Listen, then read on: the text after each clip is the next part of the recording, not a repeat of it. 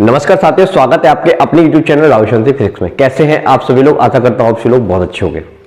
अभी तक SSC GD के लाखों बच्चों के एग्जाम हो चुके हैं, कुछ बच्चों के एग्जाम शेष रह गए हैं और कुछ ही दिनों में वो एग्जाम भी समाप्त हो जाएंगे। अब एग्जाम को लेकर जिन बच्चों ने एग्जाम दे लिया है या जो बच्चे एग्जाम को देने जा रहे हैं, उनके मन में एक ही सवाल है कि अभी तक एग्जाम का लेवल ईजी टू मॉडरेट आता रहा है और अगर बीच में एग्जाम का लेवल चेंज हो जाता है या फिर चेंज ना होकर वही लेवल रहता है तो हमें कितना टारगेट लेकर चलना चाहिए कि हमारा सिलेक्शन हो जाए।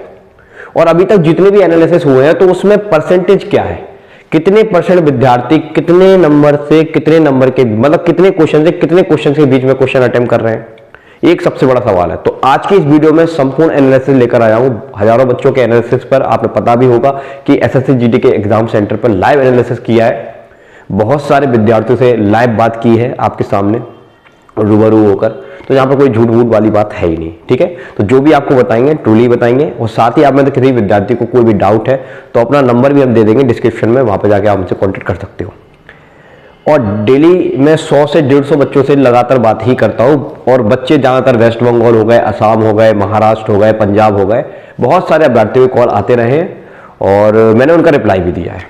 बहुत सारे लोग रिप्लाई भी नहीं देते हैं, इग्नोर मारते हैं, तो हम ऐसा बिल्कुल भी नहीं करते। अगर आपकी कोई समस्या है तो बिल्कुल हम सुनेंगे। तो बस आप लोगों से एक ही रिक्वेस्ट है कि वीडियो को लाइक करें, चैनल को सब्सक्राइब करें और ज़्यादा से ज़्यादा लोगों को शेयर करें, क्योंकि रेलवे, एसएससी, किसी भी कॉम्पिटिटिव एग्जाम से रिलेटेड कोई भी इंफॉर्मेशन है वो हम अपने चैनल पर देते रहते हैं, साथ ही संपूर्ण एनालिसिस भी कराते हैं। चलिए आइए इस टॉपिक को स्टार्ट करते हैं कि इस बार का जो कट ऑफ का लेवल है कितना उछाल मारेगा और आपको अभी से ही तैयार रहना है कि अगर आपको फाइनल में सिलेक्शन लेना है। तो देखो, मैं फाइनल की बात करूंगा, फिजिकल कट ऑफ तो ऑलमोस्ट कम ही जाता है, तो फिजिकल कट ऑफ बताने से कोई मतलब तो है नहीं अभी, तो मैं आपको सीधा फाइनल का ही बताता हूं कि फाइनल का एक्सपेक्टेड क्या रह सकता है अभी तक के विद्यार्थियों के एनालिसिस के आधार पर। तो आइए तो बात करते हैं एसएससी जीडी 2024 का। पोस्ट ऑफ वैकेंसी आप सभी को पता है 26,146 कुछ पद है। एक बार चेक कर लेता हूं, 26,140, ठीक है, डन। चलिए, अब इसमें इन पदों के लिए 47 लाख प्लस फॉर्म फिलअप किए गए हैं। अब उनमें से कितने ऐसे अभ्यर्थी होंगे जो एग्जाम को सीरियसली लेने वाले होंगे? तो अगर आप देखा जाए तो इस एग्जाम के लिए 70 से 75% अभ्यर्थियों की उपस्थिति रही है। अब इनमें से इतनी ज्यादा उपस्थिति होने के बावजूद आप ये बिल्कुल मत समझिएगा कि बहुत सारे एग्जाम सेंटर पर ऐसे विद्यार्थी मिलते हैं जो बिल्कुल भी पढ़ के नहीं जा रहे हैं, केवल तुक्के मारने के लिए जा रहे हैं। और क्यों तुक्के मार रहे हैं उसका रीजन भी मैं आपको बता दूं कि 1/8 की नेगेटिव मार्किंग है। अगर आपने तुक्के नहीं मारे एग्जाम में तो आप भी तुक्के मारिए, लेकिन पढ़कर जरूर जाइए, क्योंकि पढ़ाई ही आपको सिलेक्शन दिलाएगी, तुक्का सिलेक्शन नहीं दिलाएगा। तुक्का आपको हेल्प करा सकता है, बस सिलेक्शन नहीं दिला सकता। अब तुक्के लगाने की क्या ट्रिक है, उसका वीडियो बहुत ही शानदार मैंने बना रखा है, उसका लिंक आपको डिस्क्रिप्शन मिल जाएगा। अब 70 से 75% विद्यार्थियों में बहुत सारे ऐसे अभ्यर्थी होंगे जिनकी बिल्कुल भी तैयारी नहीं होगी, बस वो एवं गए होंगे। और एवं जाने वाले बच्चे ही मुंह उठा के जवाब देते हैं कि हमने इतने क्वेश्चन अटेम्प्ट किए, और उनको सुनकर आपको लगता होगा कि भाई साहब इतना आसान पेपर है तो अब हमारा क्या होगा, ये तो इतने करे आए यार, अब तो सिलेक्शन पक्का है, इसकी सीट पक्की है। तो आपको ऐसे लोगों के बहकावे में बिल्कुल भी नहीं आना है। मैं जो बता रहा हूं उसको समझिए जरा। देखिए, उपस्थिति को मारिए गोली, ठीक है। इसमें पढ़ने वाले बच्चे वही होंगे, आपके 50 से 60% विद्यार्थी ऐसे होंगे जो पढ़ने वाले अच्छे बच्चे होंगे, ठीक है। बाकी सब तो ऐसा ही है। नंबर ऑफ क्वेश्चन के अटेम्प्ट की रेंज की बात की जाए तो 3 तरह से क्वेश्चन अटेम्प्ट किए जा रहे हैं। इस तरह से 3 तरह की ही कट ऑफ आपको देखने को मिलेगी। देखो, एक रेंज है बच्चों का 40 से 45 का, ठीक है, 40 से 45 का। दूसरा रेंज है 50 से 55 का और तीसरा रेंज है 60 से 65 का। एक हाथ 2 बच्चा होगा जो 70 प्लस भी करके आया होगा, बिल्कुल शंका वाली बात नहीं है। बहुत सारे बच्चे कुछ ऐसे होंगे जो इतना भी कर आए होंगे, क्योंकि उनकी तैयारी कई सालों से वो लगे हुए हैं इस फील्ड में। तो अगर देखा जाए कि इसका वेटेज 40% है और इसका वेटेज भी 40% है और इसका वेटेज केवल 20% है।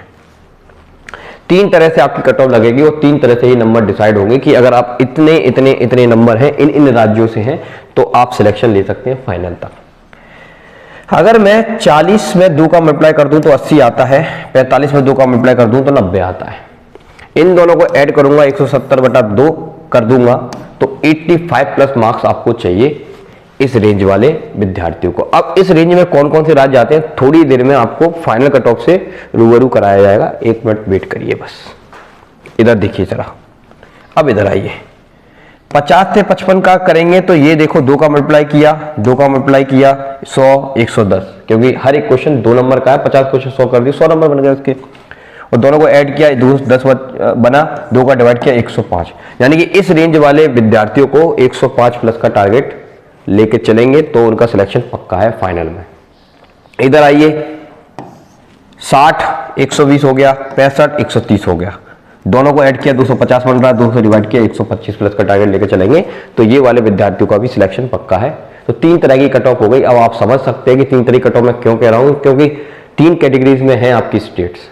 कई स्टेट ऐसी होंगी जहां से कट ऑफ बिल्कुल ही कम जाती है, पासिंग मार्क्स पे ही आपका सिलेक्शन हो जाता है। और कई स्टेट ऐसी है कि यहाँ कट ऑफ इतनी ज्यादा जाती है कि आपको बहुत संघर्ष करना पड़ता है, तब जाके आप सिलेक्शन ले पाते हो।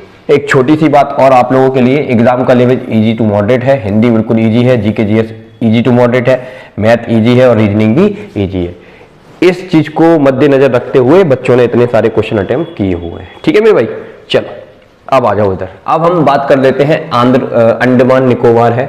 ठीक है, अंडमान निकोबार से अगर पेपर का लेवल शुरुआत में बता दिया है कि इजी टू मॉडरेट है, और जहां पर पिछली बार की जो कट ऑफ है बीएसएफ सीआईएसएफ या किसी की भी, वो 90 से देख लीजिए 80 से 90 के बीच में है, तो यहाँ के जितने विद्यार्थी उनको 90 प्लस का टारगेट ही लेना पड़ेगा, तभी जाकर उनको फाइनल सिलेक्शन हो पाएगा। इधर आइए, अब जैसे कि ये कौन सा है, आंध्र प्रदेश की बात करूं तो जहां पर फाइनल कट ऑफ आप देख सकते हैं जनरल वालों की 79 से लेकर 112 के बीच में, करीब करीब 80 85 ऐसा है। तो जहां पर भी आपको 90 प्लस का टारगेट लेकर चलना है। जिनने 90 प्लस स्कोर कर पा रहे हैं आंध्र प्रदेश से, वो जनरल वाले डेफिनेटली सिलेक्टेड हैं, समझ लीजिए आगे के लिए। और अरुणाचल प्रदेश की बात करें तो 70 प्लस का टारगेट, और असम की बात करें तो 90 प्लस का टारगेट। किसकी बात कर रहा हूं, जनरल वालों की, ध्यान समझिएगा, जनरल वालों की। बाकी जो कैटेगरी जिनकी कट ऑफ कम जाती है और नक्सल एरिया, बॉर्डर एरिया, इनसे भी कट ऑफ क्या जाती है, कम जाती है, तो उनका इससे कम होगा तो भी कोई दिक्कत वाली बात नहीं है, उनका सिलेक्शन भी इन राज्यों से डेफिनेटली हो जाएगा। अब बिहार की बात करें जहां से कट ऑफ ज्यादा जाती है, और आप देख भी सकते हैं जनरल एरिया की 126 कट ऑफ गई थी, तो यहां का ओवरऑल देखा जाए बिहार के लिए 125 से 130 के बीच में आपको स्कोर रखना पड़ेगा, जो कि मैंने आपको परसेंटेज की बेसिस पे भी बताया। अभी बताया कि नहीं बताया आपके क्वेश्चन अटेम्प्ट के आधार पर।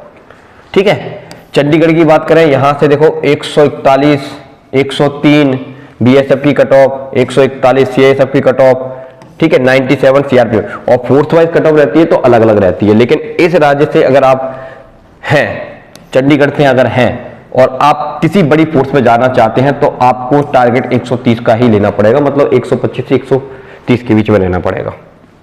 ठीक है, गुजरात की बात करें तो जहां पर कट ऑफ 89 मतलब 90 से 100 के बीच में ही है, तो यहां पर आपको 100 प्लस का टारगेट लेकर चलना पड़ेगा जनरल वालों को। बाकी सब कैटेगरी का 80 से 85। ठीक है, ओके।